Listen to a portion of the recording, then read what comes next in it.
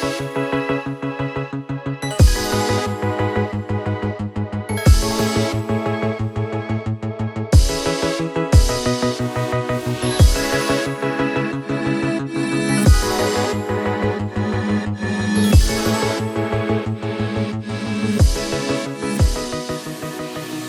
everybody, and welcome to this victory edition of the Yinzer Brothers podcast.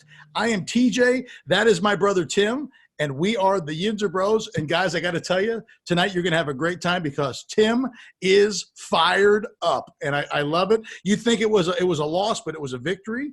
This is the Steelers Broncos post game show.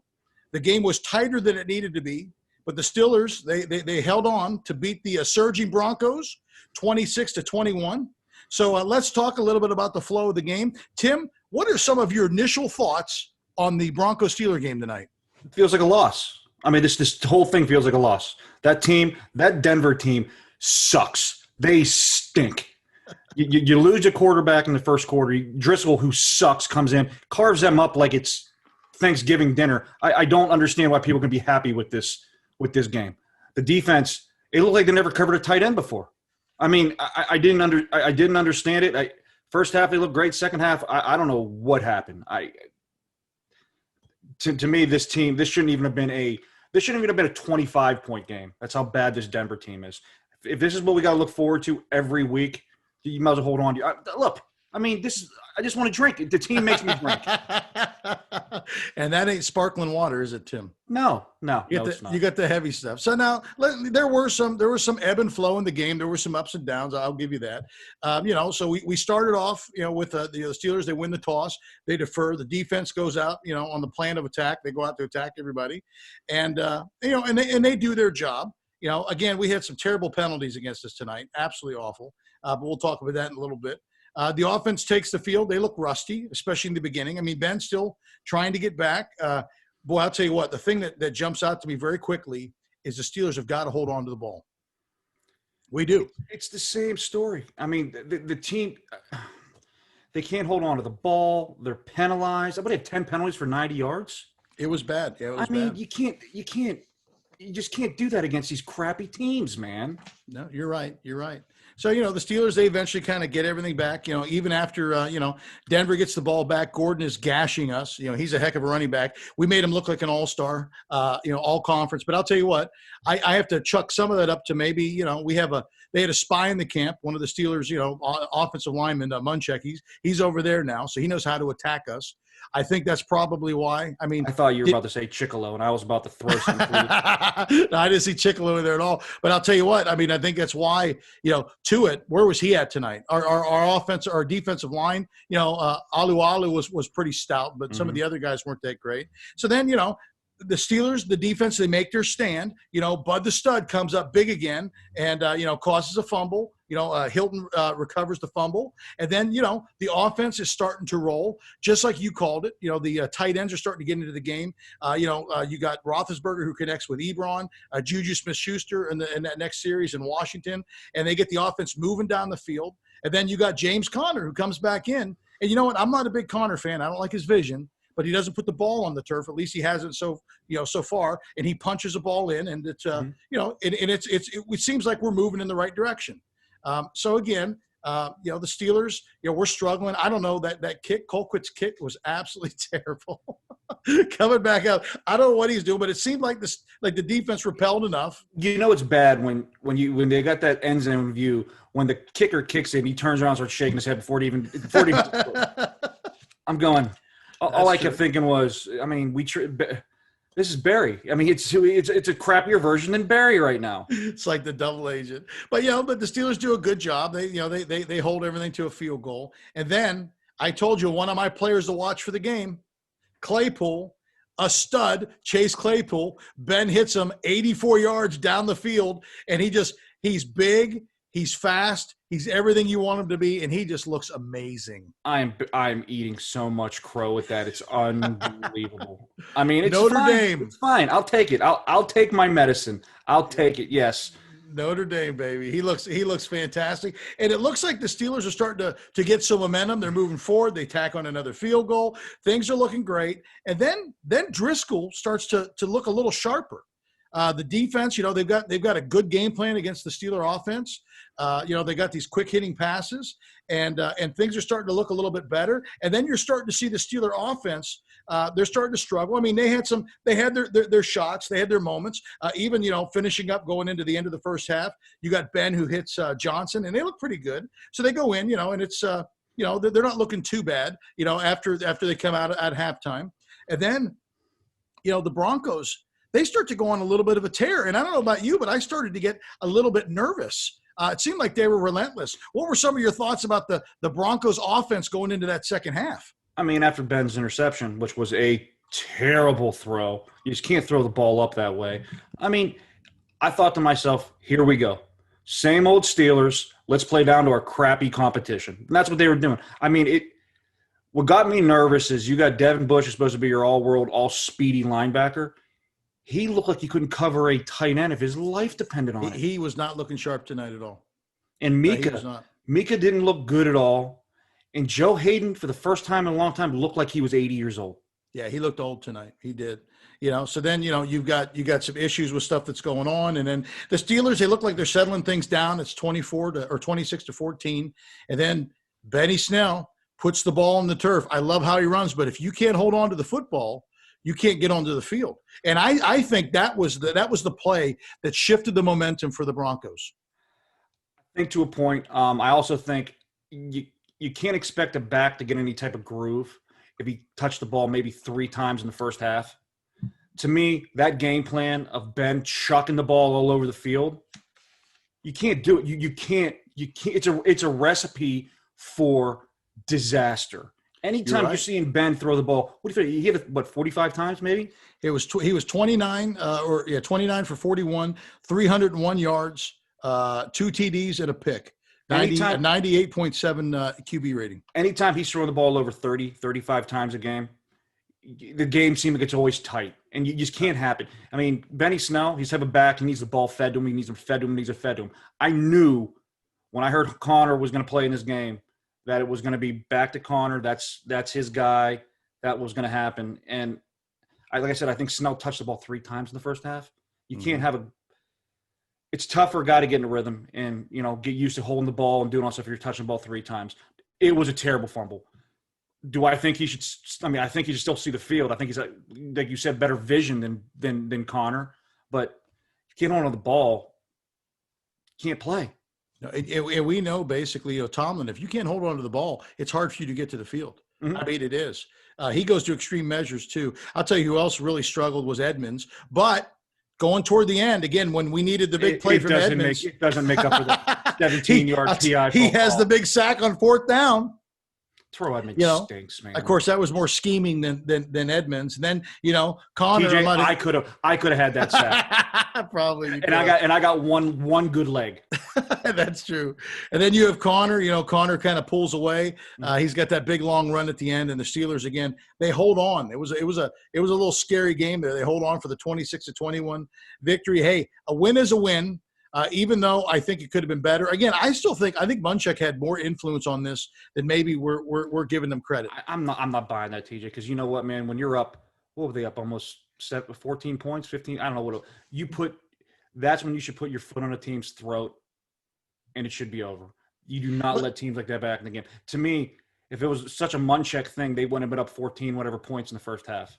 It just seemed like that whole entire second half they didn't play with a purpose. They seemed like they were lackadaisical. You got a team down, especially a team that's beat up, that's young, that put your foot on their throats, send them back home, win by 30 points. You don't see New England when back in the day when they got a team up like that, there wasn't a chance in heck the team's coming back. And I'm not saying Munchak I don't think he had anything to do with that. You got to I think the play calling had stuff to do with that. You can't be chucking the ball every down. When you're up in the lead, you got to run the ball a little bit. And they didn't do it. Second half, they didn't do it. They continued to chuck the ball everywhere. And How much of that do you think is Ben's play calling, and how much of that do you think is scripted ahead of time? You know, they usually script the first 10, 15 plays.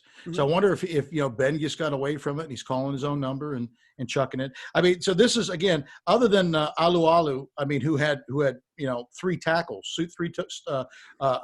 solo tackles.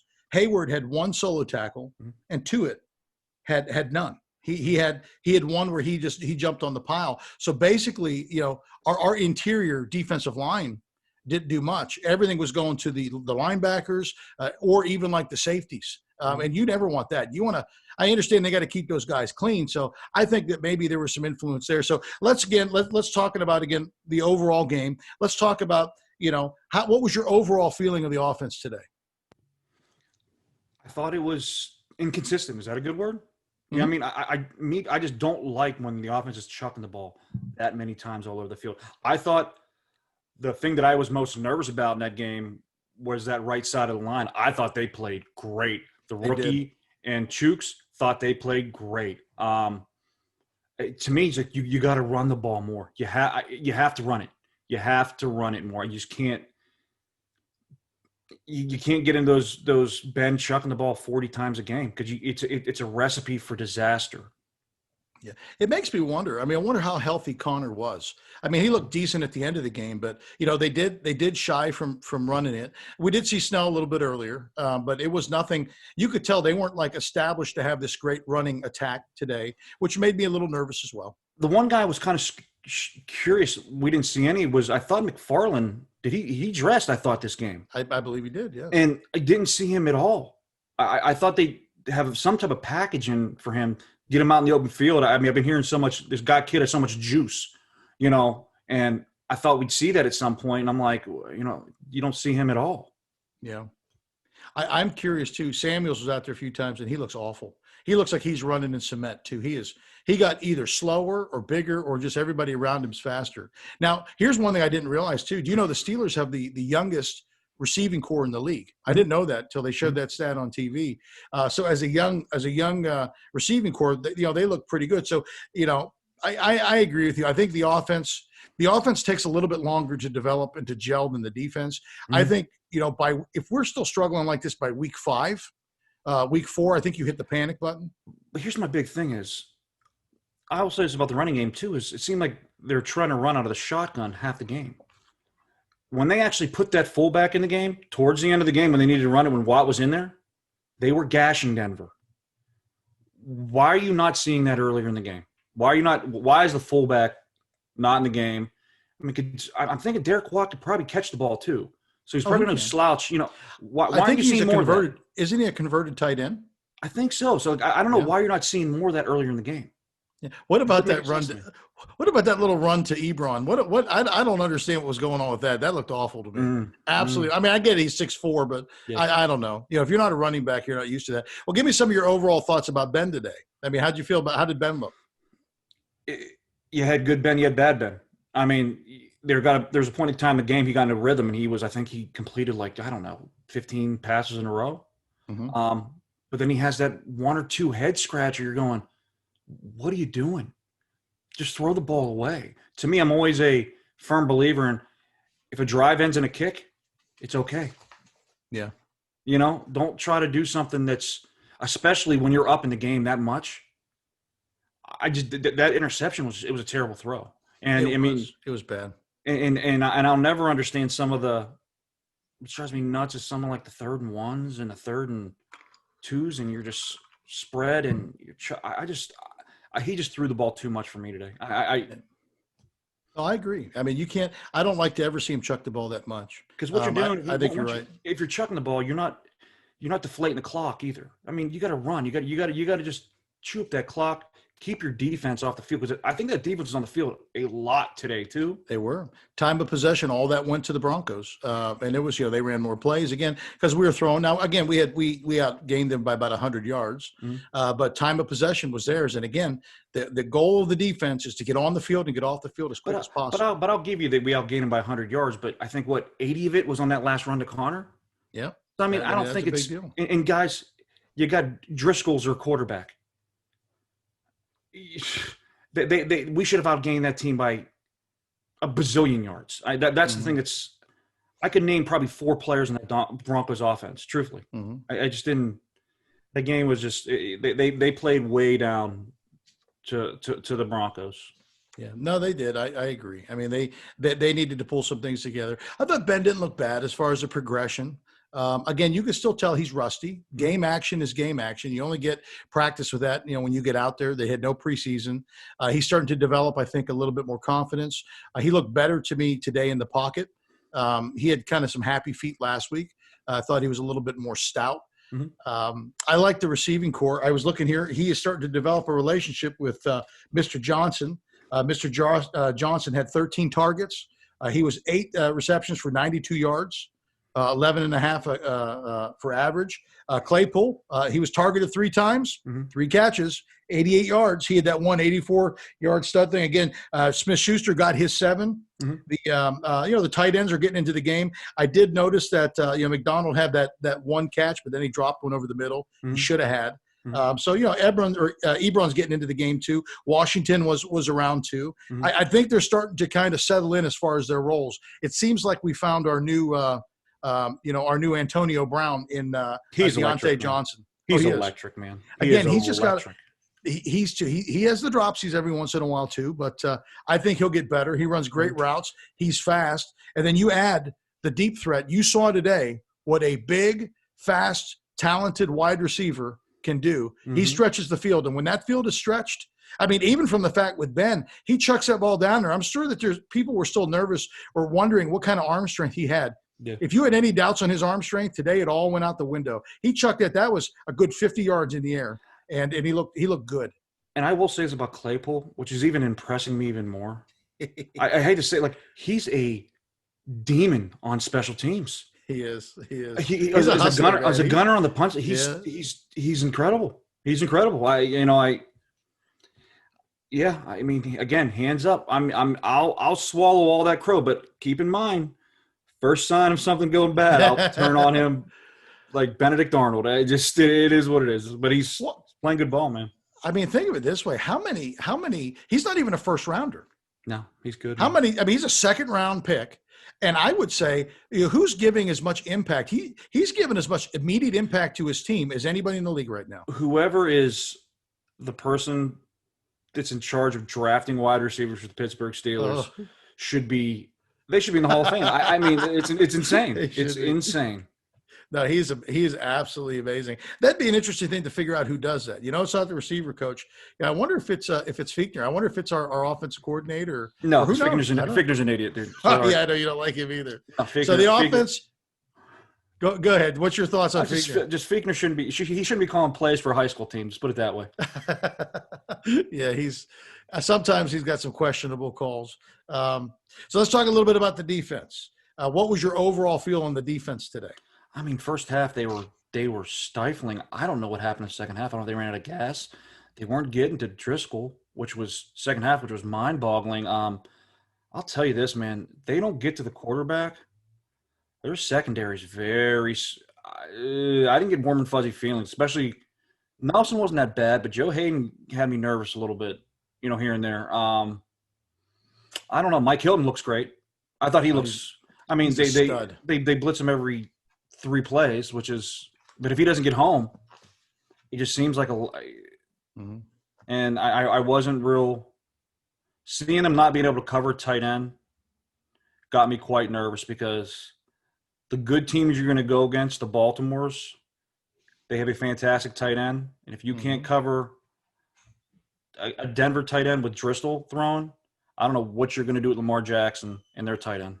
Yeah, no, I agree. I mean, you got to remember this too. Bush is fast, but he's not very big. So you match him up against a 6'4", 6'5" tight end. He doesn't win many of those matches. He just doesn't. So I agree. I think Bush struggled. I do think you saw the interior defensive line struggle. You saw, Alu. He did decent. He had his moments, but I think they had a good game plan. And I think because they had their hand was tipped a little bit. Now, I got to say this too. I think one of the reasons our secondary struggled a little bit today was because I think they were salivating over this young QB. And what I saw today, like Hayden did this, he didn't have a lot of discipline. I think these guys were jumping routes. These guys are ready to make that big splash play. and they cheated a little bit, and I think that they paid for it. Now, other than obviously Bush struggled. Edmund, up to that last play, I thought was terrible today. He was struggling. He's always about 4 steps behind everywhere he needs to be. Yes, this is very true. I mean, I had people, blowing up my phone after he made that sack, and nobody touched him. I mean, they blew an assignment. Nobody touched him. Like I said, me or you could have had that. Me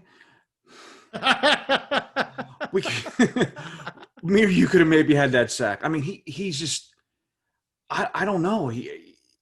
I just laser focus on him. He just seems like he's not good at football. I don't understand why he's out there. You have capable backups. We didn't see Sean Davis. I don't understand. I don't get it. I don't get what their affection is with Terrell Edmunds. I don't either, because he didn't look sharp today at all to me. I think there was obviously some he brought a liability to the defense, but again, it was bend not break. They did fine. They came up when they needed to. I do think they got a little bit tired there toward the end, but that happens. That's part of the game. I will say this too, and it's every year. Every year. Does Mike Tomlin have somebody in the booth telling him when to challenge or not? He does. So he doesn't make those calls anymore. Does that person have vision?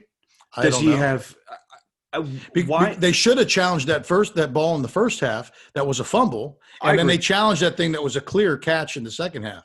But you see it time in and time out again every year. Like, what are you doing? I don't remember even the last time Mike Tomlin won a challenge. Yeah, it's been a while. They need to give that responsibility to somebody else. Maybe you, Tim. What if they gave that responsibility to you? You don't.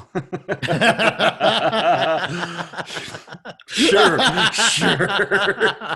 Tim doesn't want that kind of pressure. Ain't nobody got time for that. Tim doesn't want that pressure at all. So let's flop back again. So if you're thinking on the offensive side of the ball, who was your offensive player of the game for the Steelers? I'm going to say it's a combination. I'm like I said before. I think the rookie guard, and I thought the tackle, Chooks, especially the rookie guard, I thought they played very well. So, I mean, it's not a, perfect lovey-lovey, but I thought they played really well. So they're my guys of the game. And, of course, I could probably still give it to Deontay Johnson because he had a ridiculous game too. But that right side of the offensive line, which everybody was nervous about, I thought held their own very well. I agree. I'm going to go with two wide receivers because other than that last chunk of yards at the end, still Connor didn't impress me. I told you my surprise player of the game. Who did I tell you he was going to be? You said it was Claypool. It was going to be Claypool. Now everybody, I think you know what you get with Johnson, but I think what happened today with Claypool was this: what you just put on tape was you've got a monster that runs like a deer that could run down into the defense and stretch you. And you also showed just in that one play to Claypool that Ben still can beat you deep. I mean, we know some great quarterbacks in their, as they got a little bit older in their twilight, they couldn't chuck the ball anymore. You look at Peyton Manning and these guys, anything out of 10, 15 yards, nothing. Ben chucked that ball 50 yards in the air. I think what it does, it adds a dimension that you have to prepare for now for the Steelers offense. Getting all that on tape is important. I thought Snow would have a better game. I'm very disappointed in his output. He's got to hold on to the ball. He just has to. Especially a guy who went and picked him up in fantasy. Absolutely.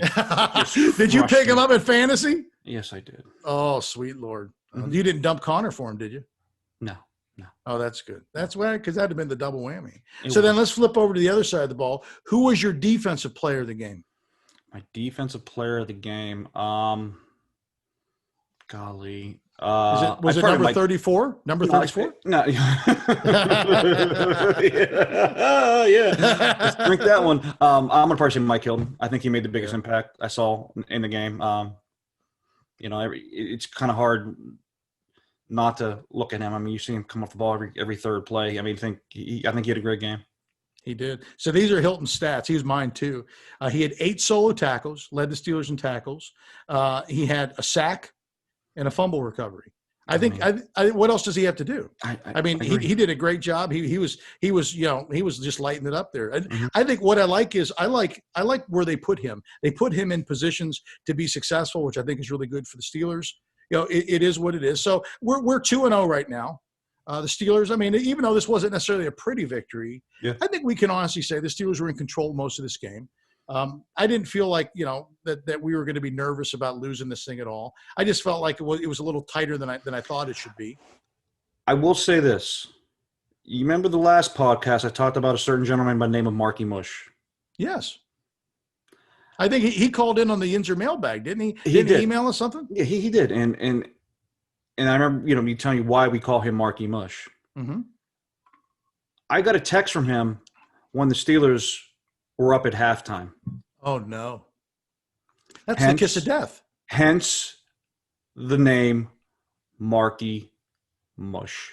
So for those of you that are listening or watching, maybe you're new to the podcast, Mark, he contacted us in the Yinzer mailbag, and we'll talk about that in a little bit. Again, if you have any questions, anything you want to ask us, you can always email us at yinzerbros@gmail.com. Again, that's yinzerbros@gmail.com, and we'll work you into the show. We'll if you got any ideas for the show, if you got any questions. So he emailed last week, and Tim made us. I didn't know this, but apparently every time Mark contacts him, the Steelers start to take a nosedive.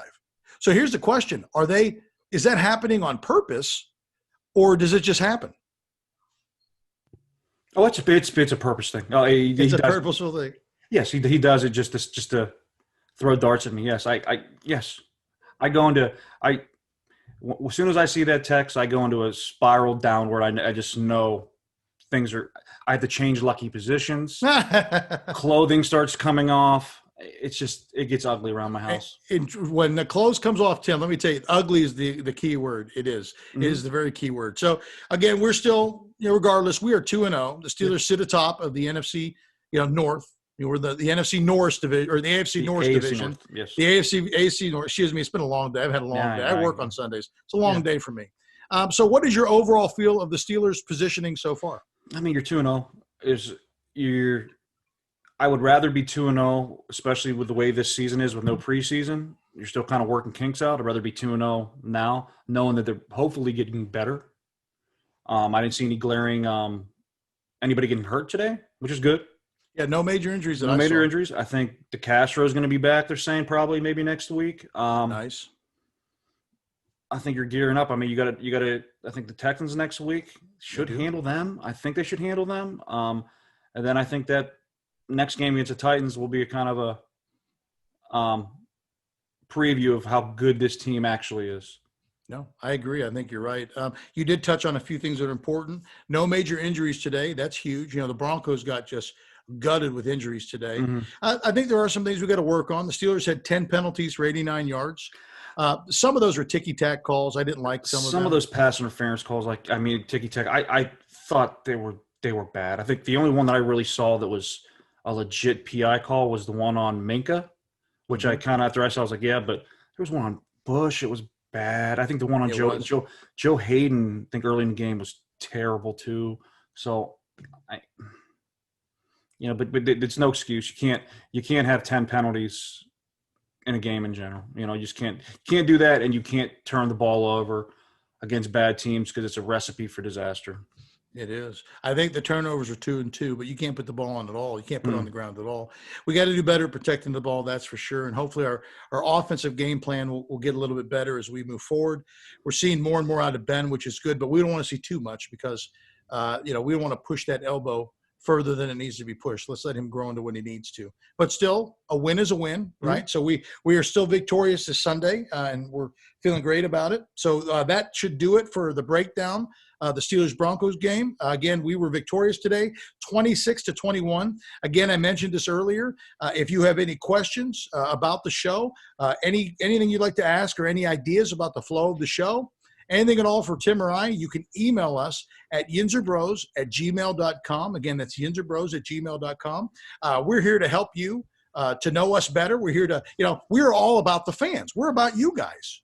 We want to make sure that you guys have an authentic Pittsburgh, incredibly wonderful sports experience. That's why we exist. That's why we suck air. And we don't want to forget about Yes. So just for those of you that aren't watching our YouTube broadcast, if you're listening, Tim does have the Franco's Italian Army a hard hat on from Tom Harris, our father. Got it signed by Franco, the mighty Franco. So he brings that out after every Steelers victory. He is proudly wearing it tonight. It's better that he wears it than he throws it into his lawn. That's usually what happens after a Steeler loss. So we're excited about the victory. He's wearing it with pride. Again, a great victory. Just to remind you, too, if you like what you hear, don't forget to like our Facebook page or to subscribe to our YouTube channel. And also, don't forget to also download the podcast. You can download it any place you get podcasts, Apple, Podbean, wherever you want to go. I think you can get it on all the streaming services as well, because we are a nationally developed coast-to-coast podcast. We are. We have listeners all over the place, from Topeka to Somerset. We are multi-state. We are. That's just how we roll here at the Yinzer Brothers podcast. So do us a favor, download, like, spread the word. Again, I am TJ. That is my brother Tim. We are the Yinzer Bros. Pittsburgh fans, enjoy the win. We'll see you next week as we start to break down early in the week the Texans. Stay classy, Pittsburgh.